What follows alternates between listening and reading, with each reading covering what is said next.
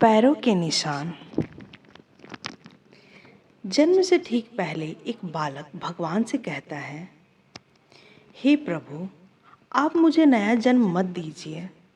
मुझे पता है पृथ्वी पर बहुत बुरे लोग रहते हैं, मैं वहाँ नहीं जाना चाहता। और ऐसा कहकर वह उदास होकर बैठ जाता है।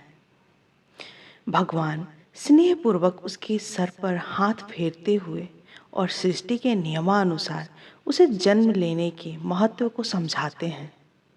बालक कुछ देर हठ करता है, पर भगवान के बहुत मनाने पर वह नया जन्म लेने को तैयार हो जाता है। ठीक है प्रभु, अगर आपकी यही इच्छा है तो मैं मृत्यलोक में जाऊं तो वही सही, पर जाने से पहले आपको मुझे एक वचन देना होगा। बालक भगवान से कहता है।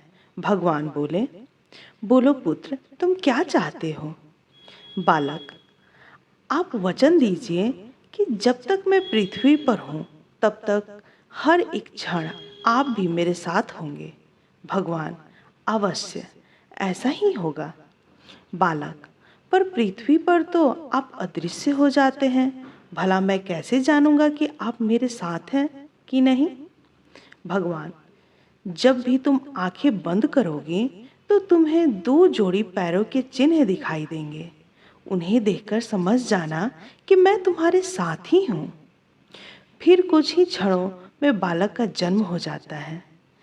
जन्म के बाद वह सांसारिक बातों में पड़कर भगवान से हुए वार्तालाप को भूल ही जाता है, पर मरते समय उसे इस बात की याद आती है तो वह भगवान के वचन की पुष्टि करना चाहता है।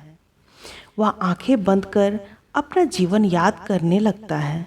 वह देखता है कि उसे जन्म के समय से ही दो जोड़ी पैरों के निशान दिख रहे हैं, परंतु जिस समय वह सबसे बुरे वक्त से गुजर रहा था उस समय केवल एक जोड़ी पैरों के निशान ही दिख रहे हैं। यह देखकर वह बहुत दुखी हो जाता है कि भगवान ने अपना वचन नहीं निभाया और उसे तब अकेला छोड़ दिया जब उनकी सबसे अधिक जरूरत थी।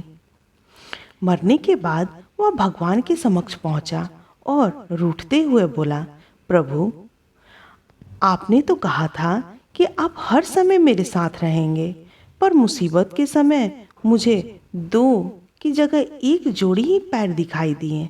बताइए, आपने उस समय मेरे साथ क्यों छोड़ दिया? भगवान मुस्कुराए और बोले, पुत्र, जब तुम घोर विपत्ति से गुजर रहे थे तब मेरा हृदय द्रवित हो उठा।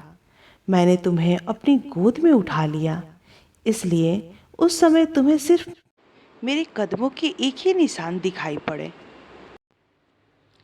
दोस्तों, बहुत बार हमारे जीवन में बुरा वक्त आता है।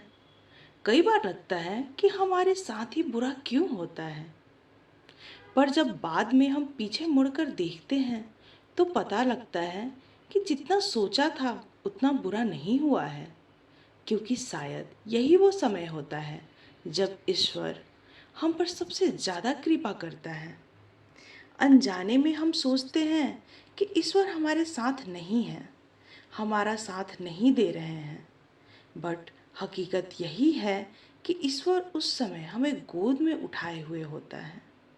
सो कभी अपना होप नहीं खोइए। Always believe in God. Thanks for watching.